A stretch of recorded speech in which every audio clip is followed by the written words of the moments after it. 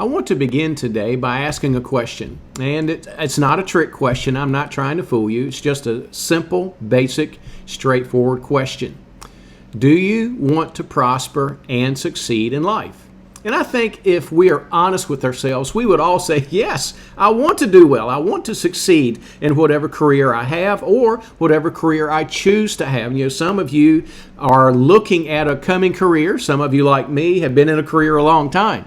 But whatever it is, I think we do all want to prosper and succeed, to have a good, comfortable living.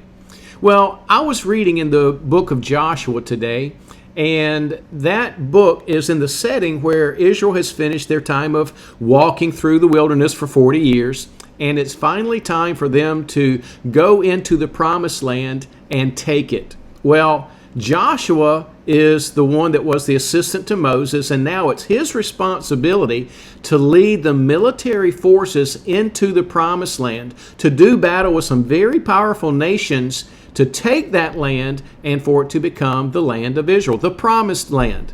Well, here's what we read in the first chapter of the book of Joshua as God is giving Joshua instructions on what he needs to be doing. Here it is, Joshua chapter 1, beginning in verse 6. Be strong and courageous, for you will distribute the land I swore to their ancestors to give them as an inheritance. Above all, be strong and very courageous to observe carefully the whole instruction my servant Moses commanded you. Do not turn from it to the right or the left, so that you will have success wherever you go. This book of instruction must not depart from your mouth. You're to meditate on it day and night, so that you may carefully observe everything written in it. For then you will prosper and succeed in whatever you do.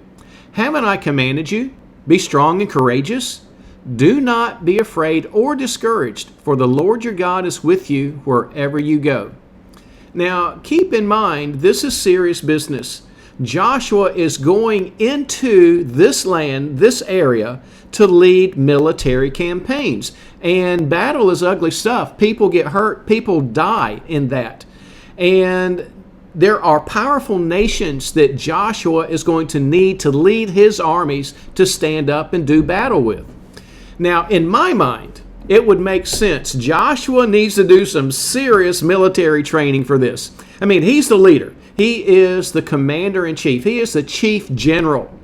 He needs to know military strategy. He needs to know how to organize his armies, his men, and he knows how to lead them to do that battle. So it makes sense to me. He needs to do a lot of training. But did you notice what God told Joshua was the most important thing he needed to do? Here it is in verse 8. This book of instruction must not depart from your mouth. You are to meditate on it day and night, so that you may carefully observe everything written in it. For then, notice that, for then you will prosper and succeed in whatever you do. So God told Joshua, the most important thing you can do is go back to the Scriptures. For us, we would think of that as the Bible. They didn't have all that we have at that point, but God had given them a lot of things to learn and to live by.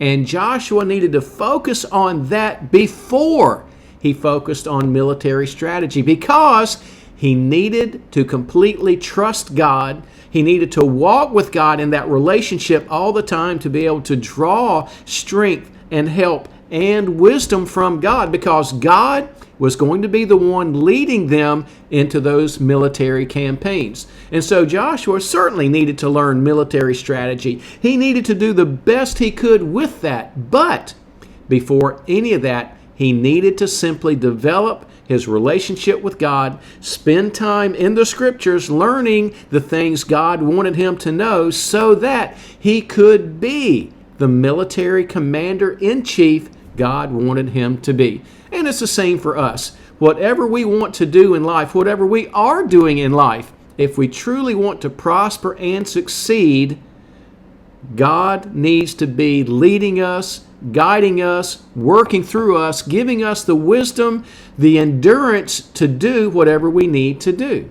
So, as we think about this story of Joshua and God preparing him for those military campaigns, I want to, in summary, give us just two simple truths to live by. First of all, God carefully created you to be the person you are. So whatever capabilities you have came from God. But then, out of that, the most important thing you can do to prosper and succeed in life is, very simply put, to live closely with God. And that means we need to spend time getting to know Him. We need to read our Bible. We need to spend time in prayer. We need to just simply develop that relationship. And we do need to dig into our careers and learn it the best we can. But before any of that, we need to just simply walk with God. He's our Creator. He knows what's best for our life, and we need to live it according to His plan. And then, and only then, will we truly prosper and succeed. Thank you so much for being with me today, and may God bless you.